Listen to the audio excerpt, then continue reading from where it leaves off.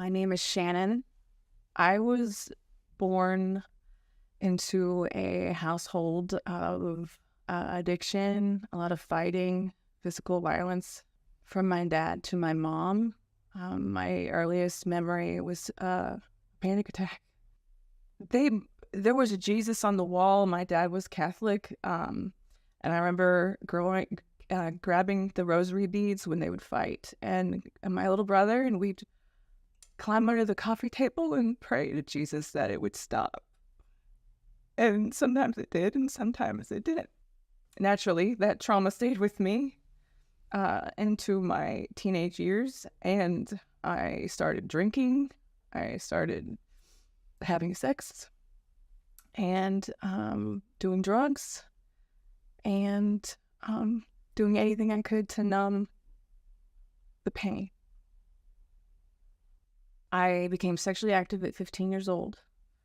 I met an older guy when I was 16 years old, and we began a relationship, and I got pregnant very shortly afterwards. I didn't even really know him that well. One of the first things he said to me is, "You're going to have an abortion, right?" I didn't know what else to think. I know I couldn't talk to my mom. My mom and I were not on the greatest terms. He was staying with a friend at the time. Her mom was a nurse, and I decided to, it was easier to go ahead and have the abortion. I got dropped off there by my friend's mom, and I had to walk past people holding signs, you're a whore, you're the devil. I was all by myself. I was a baby myself. And nobody asked for parental consent. Nobody asked for permission. I don't remember how much it costed, but it was a few $100s.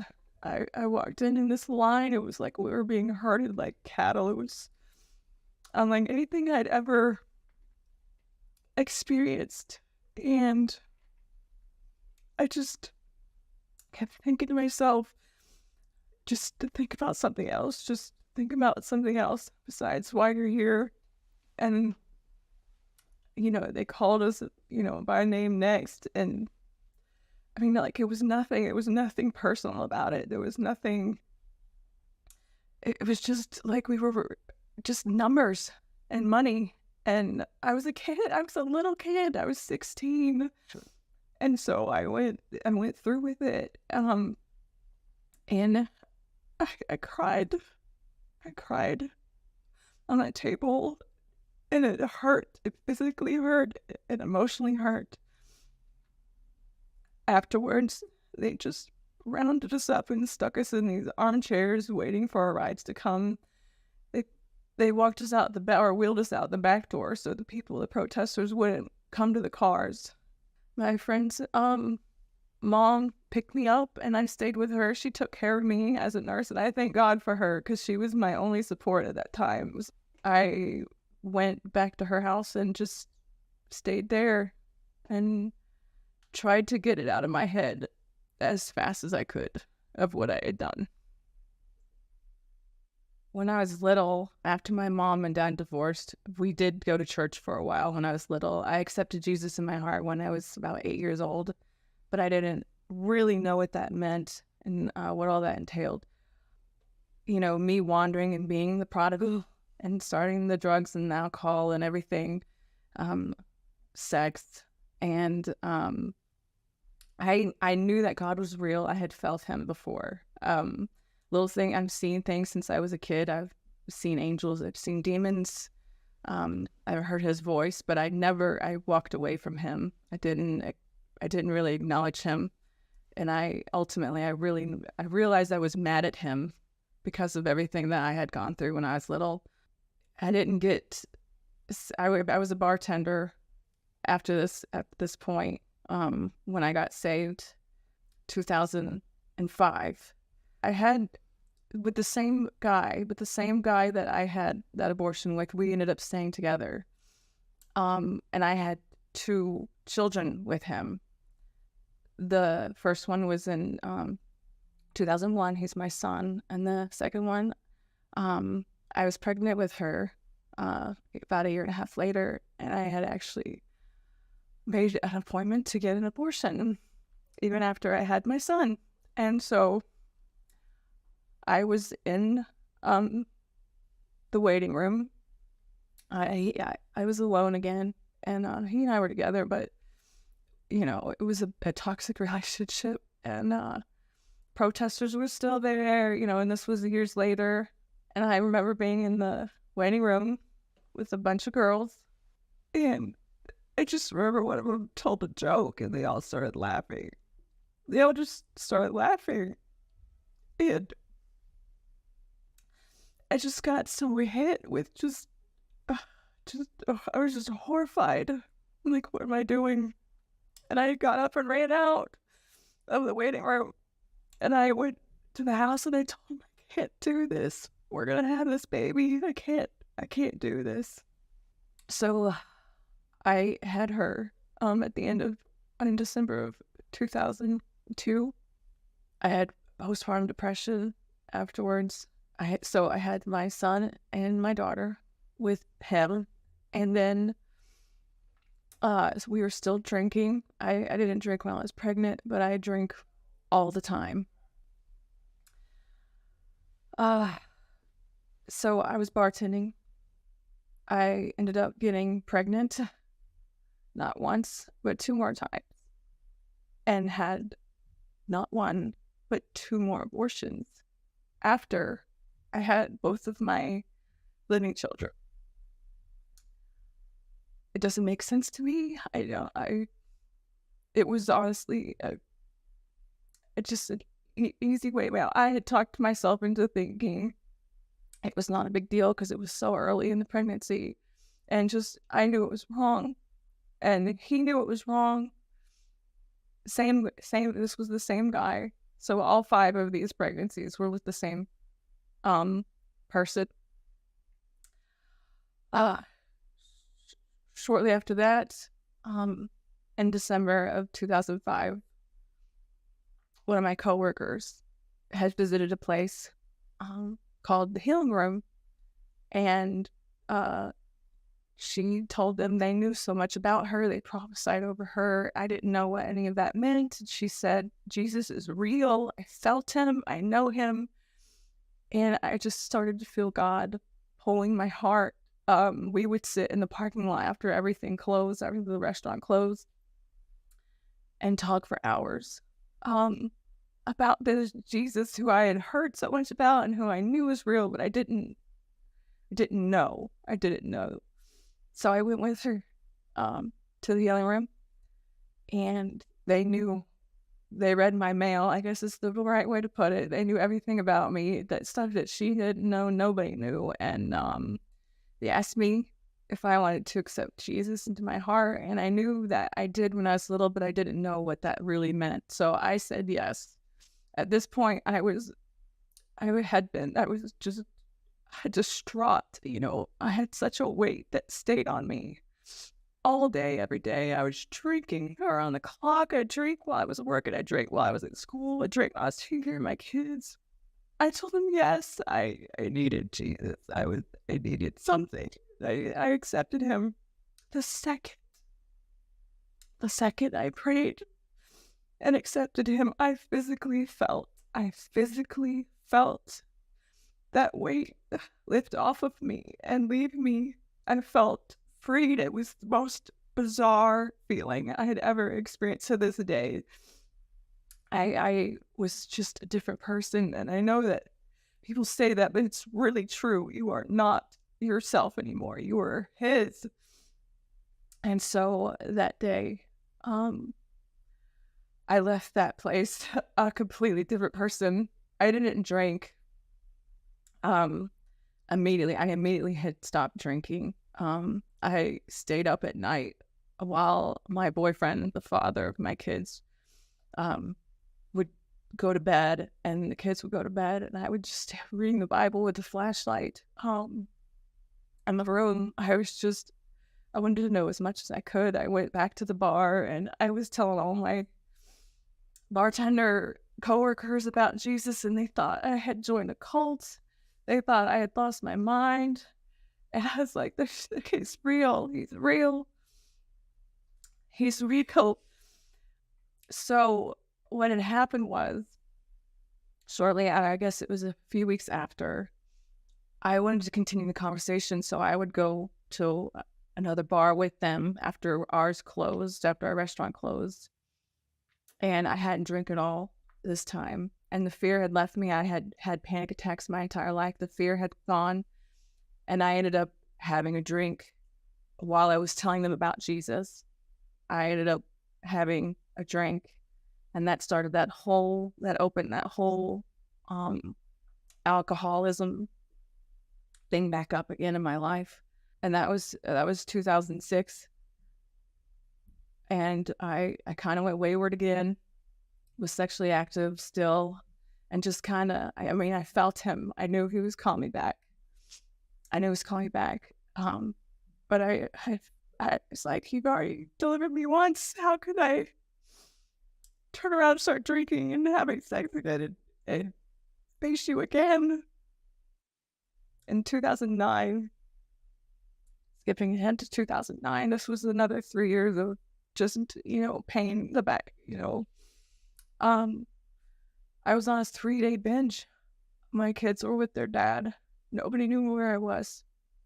And I was on a bridge. And I was with a friend of mine, a guy friend. And I heard the voices telling me to jump. It'll all be over if you jump. And for a split second, I was going to jump. But then I remembered, and he reminded me, I belong to him. Yes, I was messing up, but I belong to him, and this was not what he wanted from me. And I just felt it. I knew it. And I was like, take me home. I gotta go home. And I told my mom. I went home, and I told my mom I was home. And I told her, and I told God, I will never have another drink again. Whatever it takes, God, I'm yours. I will not do this again. She called my spiritual mentor at the time. I had one who had kept up with me ever since I got saved in 2005. She would check in and just periodically check on me. And she came over and prayed over me. And that day, that was the first day of no alcohol. And I remember her being very concerned about withdrawals, me having withdrawal symptoms and everything, because I had them when I quit drinking with both of my pregnancies, with my kids that are living. And my mom told her, don't speak that over her. She will not have withdrawals in Jesus' name. This is not going to happen. This whole thing is over. And sure enough, from that second forward, I have not had another drink, nor have I had a desire to drink or a regret of stopping drinking. It is completely gone from me, and I was instantaneously delivered. So from June 1st, 2009 to now has been an ongoing journey. I've been set free from eating disorders and from panic attacks. I don't have them nearly like I used to. It's a battle sometimes, but it's not like it was. I feel him more than I ever have, and it's been an ongoing journey. As far as my testimony, the one thing about my testimony that I have never been able to share has been the abortions that I've had. I just haven't been able to face I made the decision to not allow them to live on this earth. They won't experience life here because of me and the shame that I've dealt with for so long. has prevented me from even going there. I mean, even to my church family who I know loves me, I know Jesus has forgiven me. I know that I have had trouble forgiving myself until very recently, when I was asked to be a part of this Speak Life. I knew that this was God. You mean it's time to lay it down, to let go of the shame, and to help others with this story who are facing this alone, who do not know me, or who do know me, and are still walking in that shame. And be free. It's time to be free. And so that's why I'm here. Very early on, after the first abortion that I had when I was 16 years old, I saw him. I guess it was just a couple years later. It was a boy. It's a boy. And he has red curly hair. His dad has red hair. And I just saw him run up to me like he would if I was gonna pick him up, And that wrecked me for days. That's the only vision I've seen. I've not seen the other two at all, and I don't know if that's me blocking it or if it's just something I haven't experienced yet and will one day.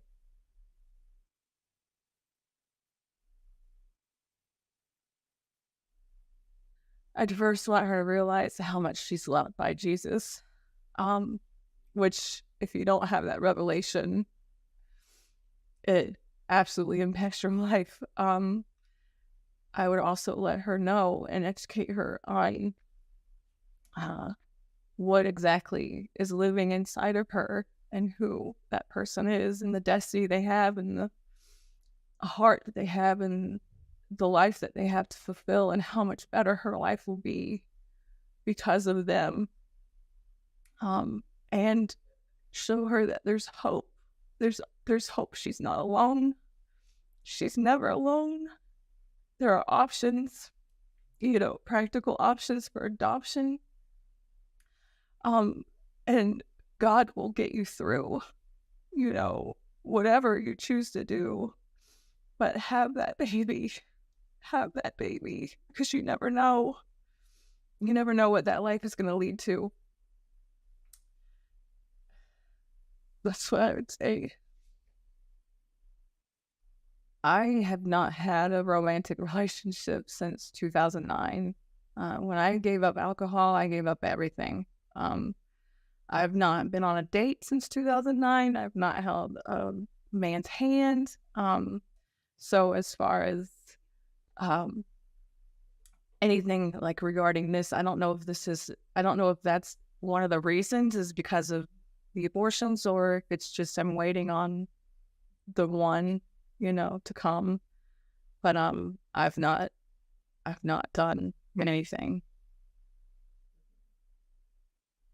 I don't know what it's gonna be like when I meet him in heaven. I can't even imagine. I just want to scoop them up in my arms and tell them I'm sorry. I'm sorry that I love them. And I'm sorry.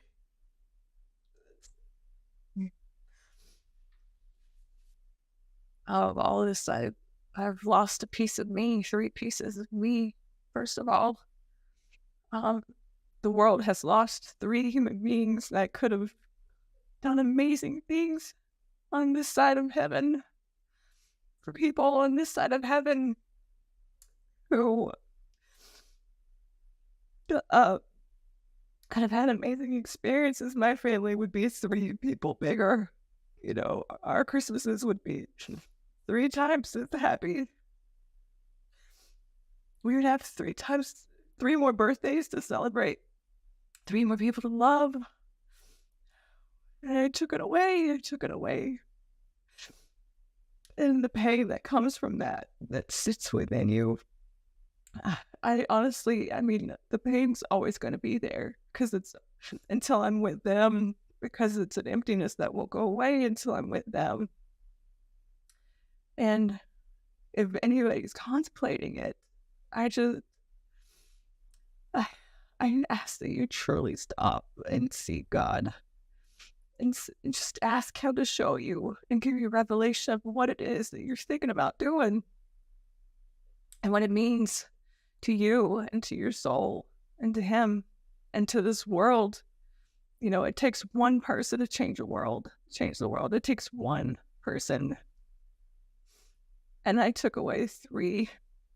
I took away three.